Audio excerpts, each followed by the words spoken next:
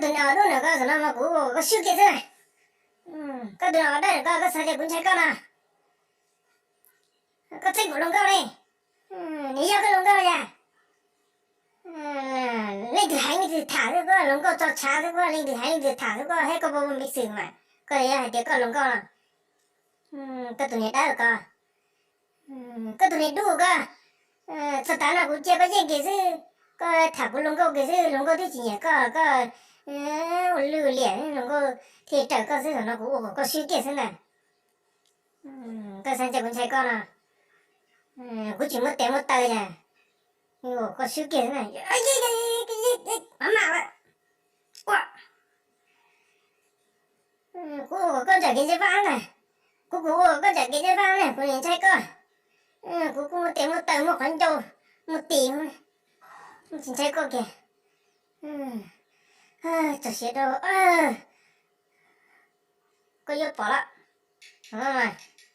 Có thả của lông gương té là cũng bộ tật thật tán này. Nó cũng một đám một giỏ thì cũng đâu con tàu sử dụng chẳng này. Mình giờ có lông câu. Cô thả té lò này. Nhưng mà lúc nó có phải té giờ có lông câu. Chỉ tàu. Có một đám một giỏ nó cũng chín rồi có sư từ. Có sư cũng là chỉ thả. Có sư thì có phía tại này lúc. Giỏ nó một. Thì cô tưởng có quý lên cả.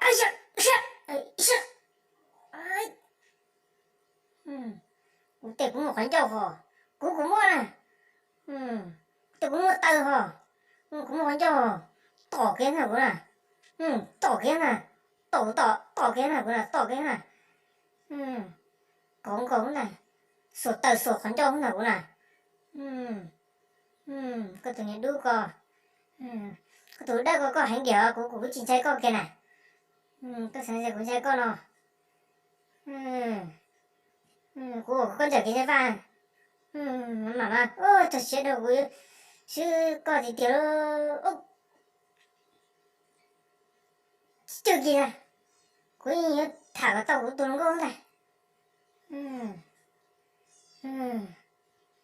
Cũng chờ cô ý chưa sửa rồi nào. Cô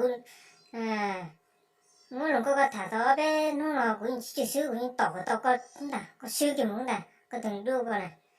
Cô ý chỉ trái cô kìa. Có chỉnh kia đấy quá. Trời ta tấu nào có thành có chỉ thành cơ mà kia.